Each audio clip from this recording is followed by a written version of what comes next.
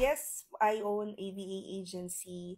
However, we are no longer hiring externally because ito yung sinasabi ko lagi na hindi ako kumikita sa mga trainings. Ito yung catch nun. Yung mga tinitrain namin, pagkatapos nilang mag mock interview, mag one-on-one with me, kapag nakatapos na sila ng training sa amin, yung profiles nila goes straight to our pool na pagpipilian ng mga clients na mamamatch namin or makuklose namin. If mamatch sila, then we will connect them with the client and doon nagsisimula. Doon ako kumikita. So, ang parang nangyari lang is nakakatipid na ako ngayon dahil hindi ko na kailangan magbayad ng sahod ng recruiter.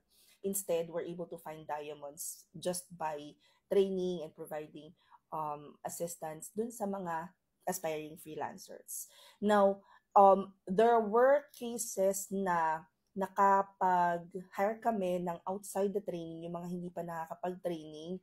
What I do is, kapag wala talagang match yung skills, nagpo-post ako dito sa group na to, tapos doon kami nagma-match ng mga clients. But it's not as often because doon pa lang sa pool ng mga mentees namin, sobrang dami na namin na-train at there are so many talented people in there. Marami na rin kaming nabigyan ng work directly or indirectly kasi yung mga mentors, meron din silang mga sarili nilang businesses, VA agencies, na nag-hire sila. For example, video editing, nag-hire si JV, alam ko may 3 siyang nakuha sa mentee niya. Si Coach Potato, nag-hire siya doon sa company nila. So lahat kami tulong-tulong ng pagpo-provide ng trabaho. As much as I want to help as many people as I can, we're only doing our best kasi mahirap din naman na magre-refer kami sa mga clients na hindi naman namin alam yung capacity or ano yung skill set. Meron ba itong mga skills na pwede namin i-match dun sa businesses ng clients namin. So anyway, if you guys are looking for work, marami ring nagpo-post dun sa Facebook group na yun. So mag-join na kayo. We also have our chat box there. Meron din tayong broadcast channel. So maraming ways para mag-connect with other freelancers that perhaps have online work.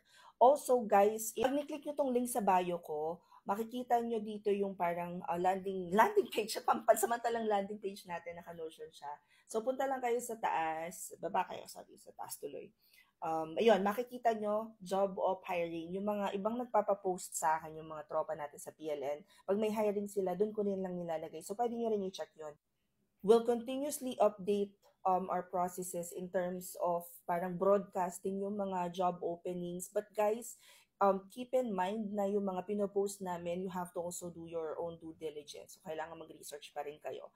Anyway, sana makatulong. Comment any questions you guys have about working from home. Follow for more work from home chismis. Bye!